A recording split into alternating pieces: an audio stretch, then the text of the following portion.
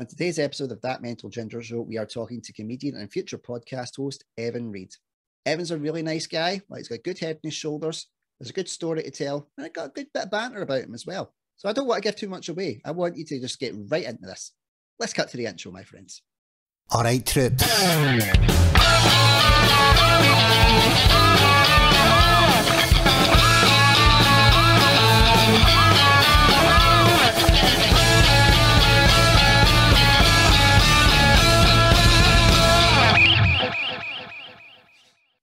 Evan, a pleasure to have you on That Mental Ginger Show. How you doing, my friend? I'm very good. Glad to be on. Yes. I'm a listener of the pod. So wow. One of the faithful followers. There we go. Yeah, so it's funny actually to be speaking to you because I'm used to just listening. So wow. It's a little bit starstruck, so I'm quite happy about that. But because you know how something when you get the subscribers keep coming up, you just keep thinking is it just robots or is it just machines and all that kind of stuff? So it's nice to actually hear that someone does listen. So there's an actual human. yeah, an actual real person. So I've got to ask, what do you think of the podcast in general? Shite. No, I'm kidding. No, it's really good. I love the way that you chat with people, and you manage to get out quite a lot of stuff out of people that it's mostly I'll listen to just random ones. So if it's someone I don't know, then you manage to get out a lot of good information out of them. So I enjoy that. Yeah, well, I wonder how you'll feel with it, the shoe being on the other foot, so to speak. I know. Yeah. Well, we'll see where it goes. Well, as you know, Evan, the first thing that I like to do with my guests, I like them to get them to tell my audience their origin story, because that's the one thing we've all got in common. We all have an origins. So, Evan, for my faithful followers and for yourself on future replays, please tell us your origin story.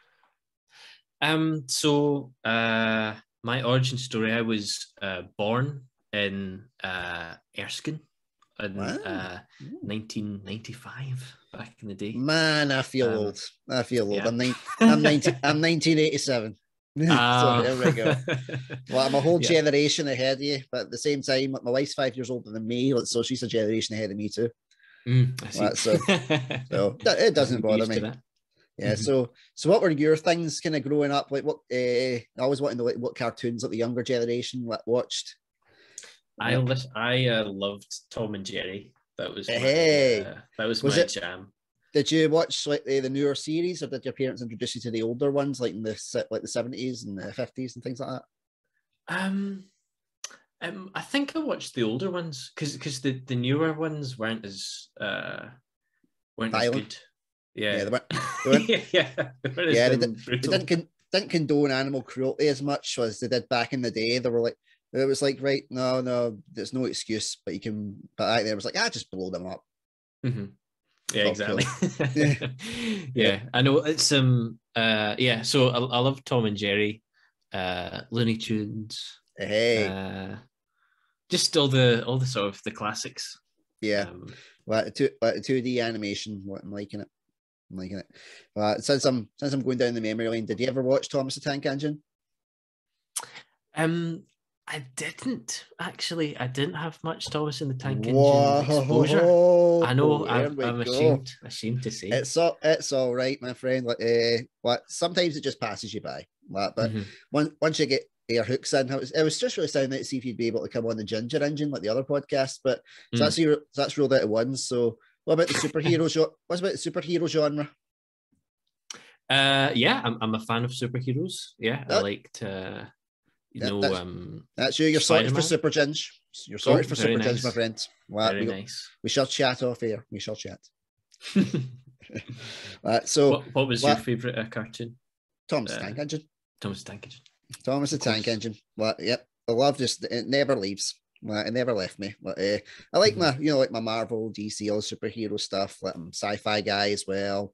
The guy that got beat up by Daly in high school, just where who I was. But that's just you won culturally in the end, because now everyone loves it. So Yeah, so shoes on the other foot now, motherfuckers. Yeah, exactly. Yeah. So tell my audience, what got you into what you're into, like in the kind of like, you know, like the artistic side of it. Clarifying, I said So artistic, not autistic, for anybody that mishears me. yes, so I do stand up, and Mm, I've sort of have always wanted to try stand up, mm, but I never actually got around to it until 2019, mm. which was, of course, the best year to get into it because there was a pandemic to happen immediately after. Yeah. Well, Um, it's always a good way to start. What, you know, go in. You got in there just before, aside for everybody that was bored during lockdown, thinking, "Oh, I could do this." Like, kind of how I started this podcast, actually. Mm. but But yeah, so no, that was good. What? So why specifically stand up comedy? What that drove you to? Did you have like a theater kind of background before that? What any? What? Yeah, so growing up, then I liked to sort of show off and stuff. So I liked being in different drama groups and Mm, stuff. And I sort of I grew up in a sort of religious household, so I would ah, sometimes go to these SU camps, so like yeah. Scripture Union camps for Wow. those of us that don't know. So I would go to like creative arts ones, Yeah. and would always do like comedy sketches and stuff Yeah. there. And it's Yeah. quite funny. Me and my pal, then we would do, and I can't believe we were allowed to do this, but we Right. would mime, so mime along. And sort Mm-hmm. of act out Bible stories as like someone was reading out like a bit of the Old Testament, Yeah. and me and him were like making loads of rude jokes and stuff like that. So it's sort of Nice. verging on blasphemy, but Yeah. Well, in fairness, I mean, there's the way stand-up comedy's gone these days. Like it's, you know, like there's a finer line to tread. So in fairness, you were in the ideal training environment. What? exactly. What you were in the like? If I stray too far, I'm going to hell. What? Yeah, the stakes were high. Yeah. So you've been able to walk that tightrope from quite a young age, which is a lot better than most comedians have. They're just like, nah, what are you gonna do? Cancel me? Oh wait, there we go. Whoops. Yeah. But Yeah, I do so remember one time asking a leader, but before the thing that we were going to perform, I said, you know, do you think it would be all right if in the sketch I said the word nipple? and then the guy was like, no. no. So yeah, I mean, but yeah. in fairness, like, I played Jesus in a primary six like Easter play. Ooh, Well, very and nice. considering that Judas is often portrayed with a ginger wig, that was the ultimate blasphemy. You know what? A ginger guy's playing Jesus, yet he's always known as the one in the ninth circle of hell. Is it a ninth or a seventh? I always get confused. What? I don't know. But There's too many. yeah, I know because there's loads of them. But the main one, but the really really bad one, is the one with Judas in it, and that's for the ones that betray. I can never remember if Yeah. it's the seventh or the ninth or whatever. If there's only seven or whatever. But any of the guys that I know that are religious, hit me up and let me know so I don't wind up in one of those other circles for blaspheming it. Yeah, you're just ended up in a special circle of people that don't know Oh, the well, circles. that was one of my jokes like, for Scottish audiences. Like, I'm a ginger left-handed Protestant that supports Celtic and has mental health issues. So Satan is down there waiting with the keys, going a worthy replacement. Yes, exactly. Yeah. So what was your best role? What treading the boards? What was your starring role? The one that you look back on with fond memories?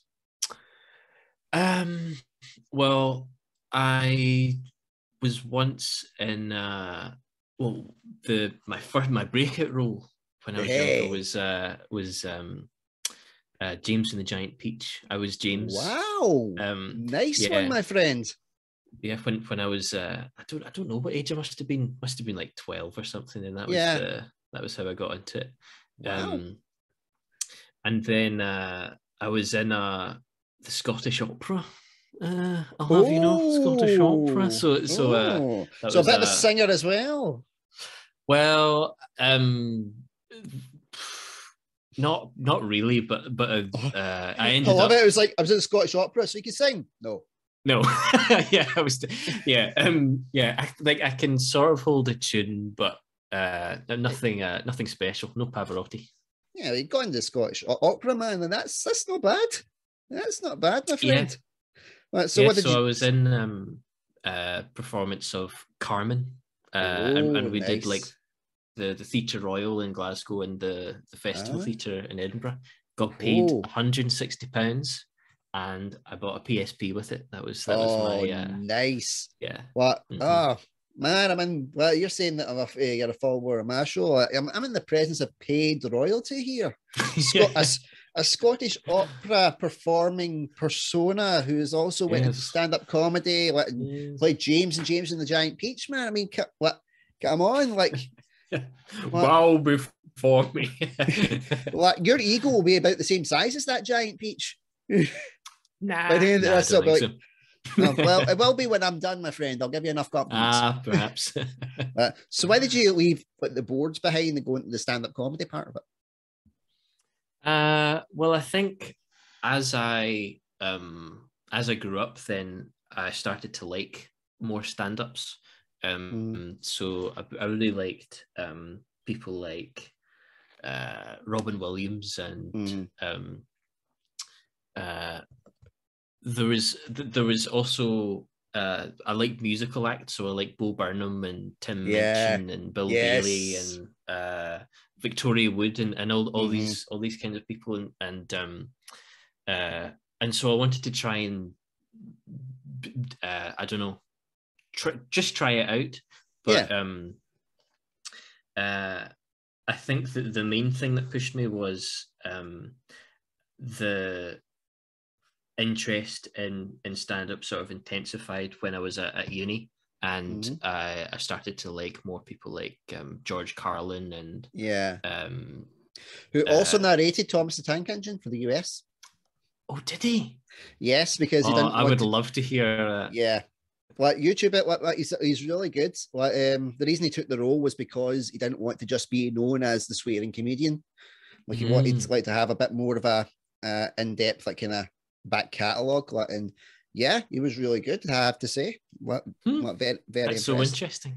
So there you Yeah, go. There's a little bit of that's amazing. there's your knowledge for the day, my friend. Awesome. But the thing that pushed me into it was I saw that there was a course for it was a charity thing, Hmm. and at the end of it, then all the money that had been raised by the tickets would go to a charity, Oh, and it nice. was a course run by Viv Viv Gee. Gee. Viv Gee. Yeah, the Yep. Yep. wonderful woman. Well, it was like, it's like you're not a comedian if you don't know or have worked with in any way with Viv G. That's how I know I'm not a comedian. She like sort of blesses us all and Yeah. gives Yeah, us so like, the rite of passage. she looked at my stuff and went, "Fuck off." Yeah. I don't believe it for a second. Yeah, I would have to have had contact with her first. Very true. Yeah. No. Yeah. So yeah, like, but it seems to be like the kind of main one. Like, it's Viv G. You know, you got Obi, John O'Brien, like Obi, Des McLean as well. Like, mm-hmm. the lot of ones that kind of get the talent coming through. Like, they seem to be really good for it. Like, Yep. so what? So you done like the gig, and then what was the feedback that you get from Viv? What's she like as like a mentor? I might never get her on the podcast. That's why I just need to find out by proxy. Yeah.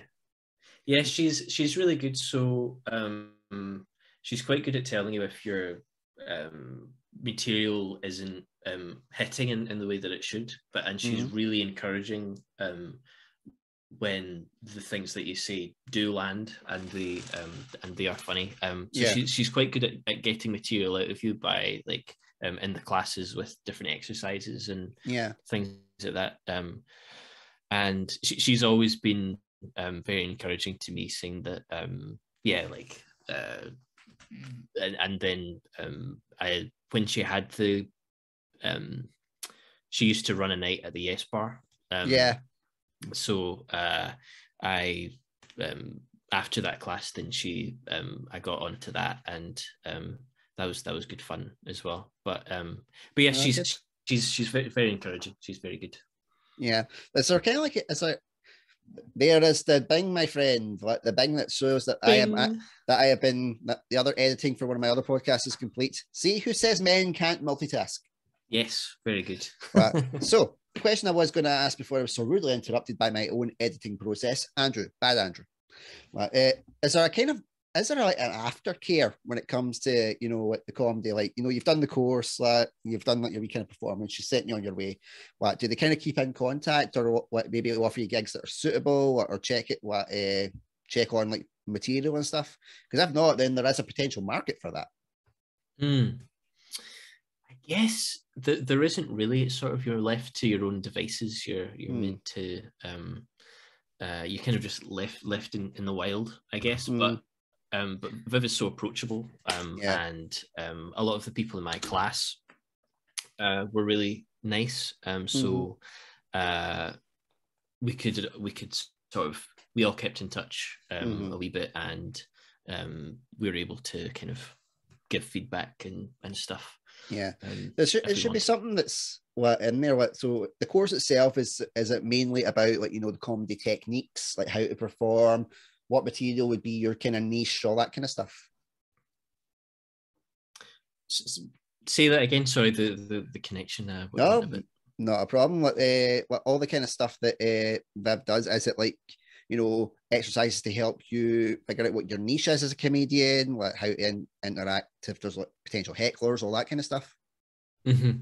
So there's 2 classes that she does. I feel like I should get some money from Viv after this. But that's the whole point, my friend. You mentioned to Viv that you have promoted her course on That Mental Ginger show and get a cut. Yeah, exactly. So, or at least recommend like 2 courses. Yeah, or at least recommend a fat middle-aged ginger guy to go on her course. Yeah. So there's one that's sort of a beginner's course, and it's just kind of getting you comfortable, just sort of generating the kind of material that you feel comfortable generating. So there'll be like wee exercises, reading newspaper stories, and maybe doing a story about that, or just a true story, or I don't know, something about your identity that you want to talk about, or something, and talking about that. And then there's an advanced course which goes a bit more into detail about like heckling and more like things like emceeing a night and things like that. So it covers a whole range of things. Nice. Does she cover things like like marketing, like kind of how to advertise yourself as a comedian, like what the best ways to go down? That's something you should do to try and make money, my friend. Do that kind of course. What build your material wealth, social media presence. Yes. And just go out and say like, this worked for me, and then teach others, and then make money. Yeah. There you go. And who says that this fat ginger cannot help the younger generation? Exactly. So what gigs have you got lined up? What's coming up for the world of Evan Reid? Well, the world of Evan Reid doesn't have any gigs lined up at the moment because I am working on a podcast myself. So I'm pushing all my comedic energy into that. And so what inspired you for the podcast? That Mental Ginger show. Well, there's this amazing podcast by this like ginger guy. Yeah. So I think I'd like it to be an interview podcast. With a wee mental health twist. Carry on. I think we encourage. We don't try and tear anybody down. We build each other up in this community, aka my community. So you're. So what's the type of like thing that you're looking into? Let me know. I'm a nosy bastard. Let me know. So my favorite podcast is the Adam Buxton podcast. Did you ever listen to that? Yeah. Yes, I've heard of, but not heard it specifically. But I've heard a lot of good reviews. It's really good. He has lots of fun jingles and we sort of audio sketches and Yeah. as well as interviews with people. Nice. So I think I'd quite like to go for something along that route of make we audio sketches and things like that in between interviews. Oh, a nice one, man. That sounds really cool. So you're taking a break from the comedy side to really focus on like getting the podcast kind of down. I think so. That focus, but I'll probably be turning up at some gigs. Yeah, like I'll usually, if I can, then I'll turn up to the there's a Cafe Salsa gig. Yeah. That's on Wednesdays. That I usually yeah, that's the open mic, isn't it? Free night. Yeah, if I've got a free night, then I'll pop in and usually get allowed on. Yeah, nice one, man. That sounds good.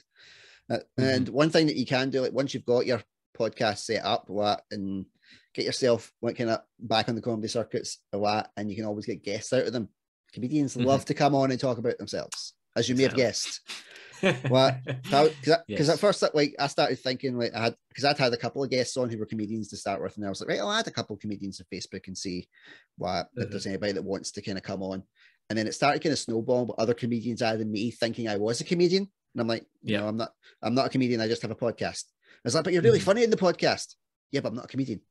Well, you should be a comedian, but I'm a shit comedian. Well, it was like the Godfather 3 of comedians. Every time I thought it was out, they were just pulling me back in. At first, I thought it was out, and then they pulled me back in. I was like, I am not funny, but I am not a comedian. I have died several times, and but they still come on. I was like, I can have a banter, and then I'm just like, yeah, that's it. But yeah, once you get that, once you're on that the podcast train, do some gigs, get out, promote the podcast as well. First couple of gigs, I actually wore my Mental Ginger Show t-shirt. But nice. They're like, hey, loving that. I was like, cross promotion, my friends. That's it. It's all about that. You've got it sorted. I'm just imparting my old wisdom for the younger generation. Wisdom, yes. Yes, I didn't realize I had any. Well, here it comes. Yep. So that's the plan. The like comedian, media mogul, Evan Reid. Good plan. Got to ask. No, and then opera album later on. Yeah. I was good. That's what I was actually going to ask. Any relation to the other Reid that begins with an E that was on Britain's Got Talent? Who was that? Yeah, well, is that the sarcastic? Who's that or not? I just need to double check. No, I don't watch Britain's Got Talent. I'm afraid. Edward Reid. Oh, was that who? Was he a comedy singing? Yeah, like he sung like kind of nursery rhymes, like to the tune of like ballad songs. So for that, it was it was like the the Leona Lewis cover of Run. And he sung like nursery rhymes on that tune. It was really good. Like, he was one of the lecturers that he helped do guest lecturing at the college that I was at. I never got to like personally meet him, but yeah, he's a good guy. He's a good guy. I was just when I seen like the Reid, I'm like, this could be a who do you think you are episodes. Like, who knows? Maybe there is a relation. Could be. We could trace that. We could trace that genealogy back, my friend. But the love of performing, is definitely in you. Yes. Yeah, and the Scottish Either Opera. That, or I'll just claim that there's a relation, and then I can use that to bump up my, rating. Definitely, man. It's like everybody says, like, oh, there's no famous Durnings, and I'm like, have you not heard of Charles Durning, famous actor who was the bad guy in the first Muppet movie in 1979? Legit fact. By the way, Charles Durning, he played Doc Hopper. Who was the bad guy? Movie as well. Yeah, and I was like, like the proper like good movie. And I remember like seeing it, and I just remember looking at the credits. I'm like, no way, that's really his last name. No way. Did a wee kind of did the usual, did the searches like for what limited resources we had back then when I was younger. And like going through in a library, flicking through it. Yes. Just hiding. Still had the specs, but there were ones that looked like Harry Potter style ones. In this wee 10-year-old's face up. But it turned out he was a legit Durnan, and I'm like, dancer, there's hope. Very nice. Yeah, so that worked out quite well. I think I'm starting. I'm not catching him yet, but yeah, if I could even get a sniff of what he had, if I could work with Kermit, I'd be happy. Yeah, or even a fake Kermit. Well, I don't care. Yeah. Well, I'll work with any Kermit. Or Miss Piggy, you know. Hi-ya! I've worked with a few Miss Piggies in my time. I enjoyed the glasses touch. It's like, just you are young, you will learn. Yep. Oh man, I can already tell that you've got a good head on your shoulders. Like you seem to know what you want. You're gonna go for it. What you're not just kind of haphazard and with everything going. Oh, I'll try this and I'll try that. Like you seem to have a good plan in place. What it gives me hope. Gives me hope for like my own kids, because my kids are 4 and they basically have the attention span of a hummingbird. Oh dear. Yeah, as kids do. Well, and yes. it does. It makes you cynical. You're like, I weep for humanity. But you've given me some hope, my friend. Like because you're to be mid 20s, like 20, 25, 26, 27. 27. I was giving 27. You can tell that I'm shit at maths because you told me your date of birth at the start. And I was giving you more credit. Like I was thinking that I was actually going over the age when I was saying 25, 26. So there you go. Yeah. Well, it's always a surprise to people that I'm closer to 30 than 13. Yeah, I have that as well. Like, see if I don't have this beard, I look like I've only just started masturbating. It's crazy. The only reason I have facial hair is down to my wife. When I first met her, I had a week in it. It was one of those pencil thin goatees because I couldn't really grow any facial hair. And I remember going to meet her family and I was terrified. And I shaved it. And I wanted to go clean shaven and make a good impression. And Alison was like, "What have you done to your goatee?" And I was like, I shaved it. I just wanted to look presentable. She's like, "You look 14. I feel like a paedophile." And I'm like, you look younger than me, but even though you're older than me. And she's like, yeah, so I still feel like a paedophile. Grow that facial hair back. And here I am, ginger man, and everybody just thinks that I'm older than her. So there you go. It's the dream. Old enough to know better, but young enough to get ID'd. Yes, yes. It works out but it is bad because I sometimes my most embarrassing thing is I recently got ID'd to go to the cinema for a 15.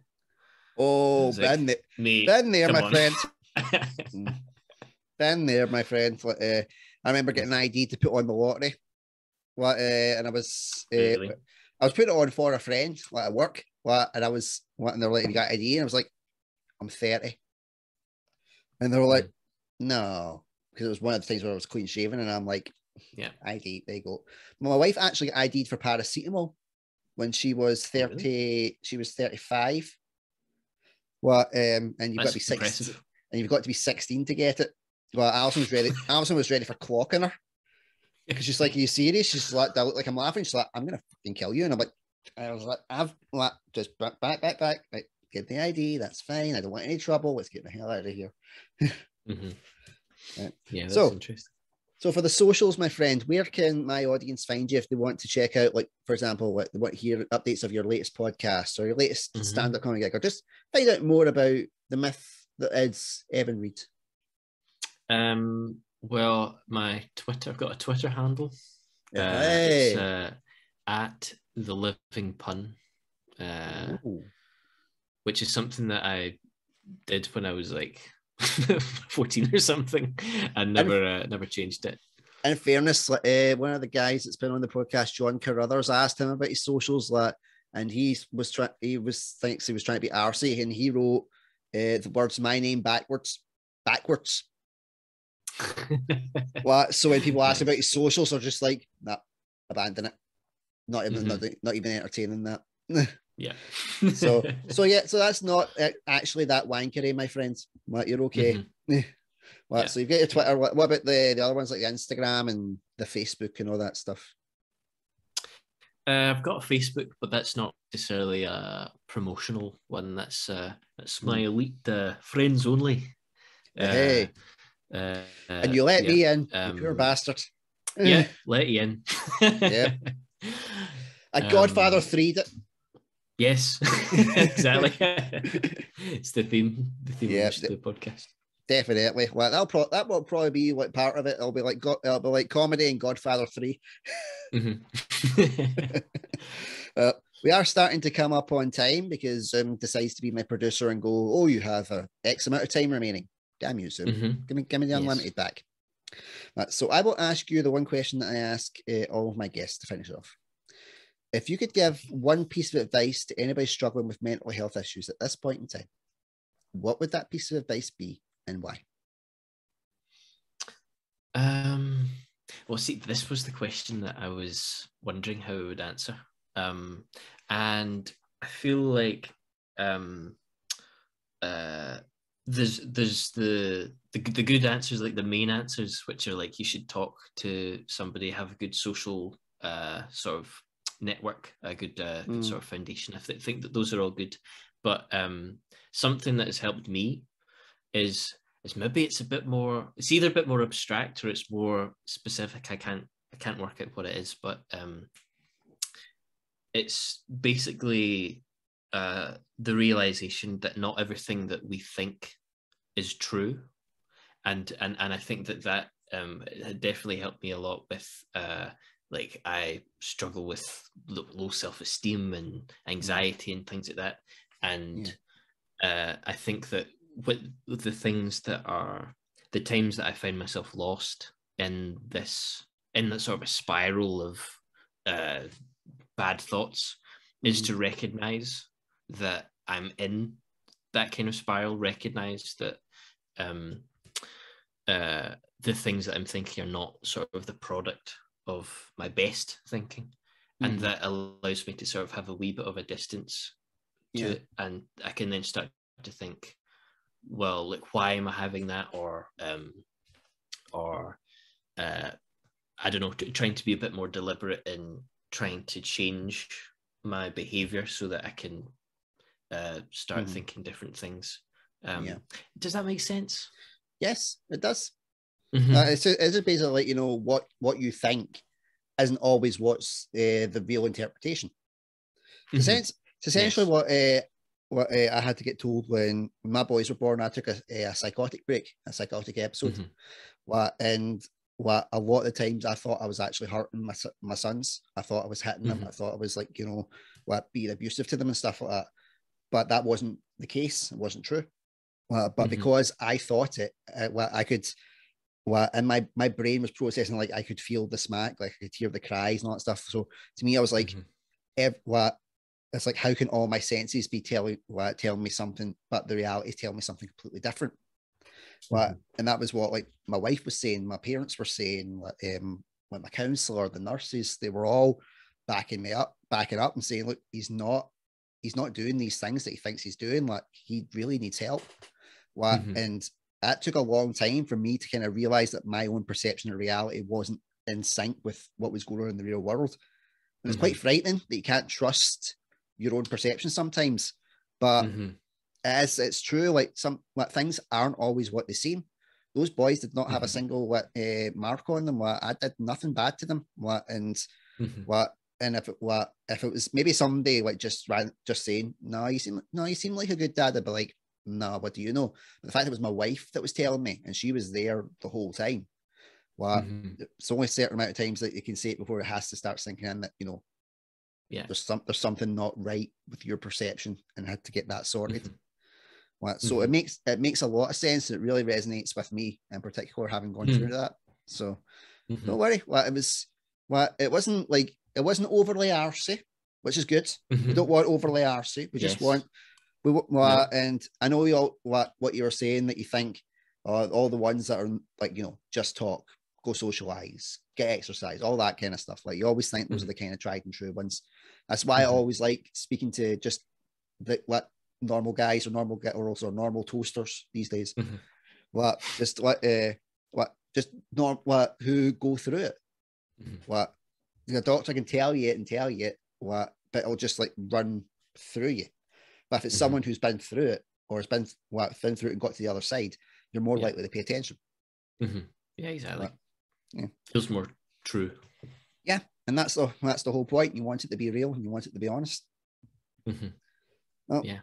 Evan, you've been absolutely brilliant to have on, my friend. You do seem like a really solid kind of person. You know what you want, you're going for it. And I do wish you nothing but success. And yeah, if you need someone on your podcast to kind of, whore himself out, who has no morals, I'm just let me know. The only days at the minute I can't do are Tuesdays and Thursdays when I record my own podcast. Well, I'll squeeze you in. That's what she said. Hey. Always fun, my friend. But yeah, and let me know once it all gets set up, and I'll do a bit of promotion for it as well. I'd like to help you out. Definitely. Thanks very much. No, definitely. I'm not one of those kind of RC podcasts where we're like, oh, well done. You're on your own. Don't steal my thunder. But no, if you need any kind of advice or whatever, because I'm setting up a podcasting course, that'll give you some kind of pro bono advice. You could be one. You could be one of the beta guinea pigs that I'm recruiting to see if my stuff actually works. Yeah, well, that would be good. That would be good. Yeah. Well, it's been a pleasure to speak to you. I've really enjoyed it, man. Thank you so much. That's been fantastic. Thank you. For all my faithful followers, I've been Andrew Durning. This has been the brilliant Evan Reid. Check him out on the Twitter. He may let you into his inner circle on the Facebook, but don't get your hopes up. And when he does get his podcast stuff out, I'll add in links and let you all know what he's doing. So until next time, take care, stay safe. Bye-bye. Bye-bye.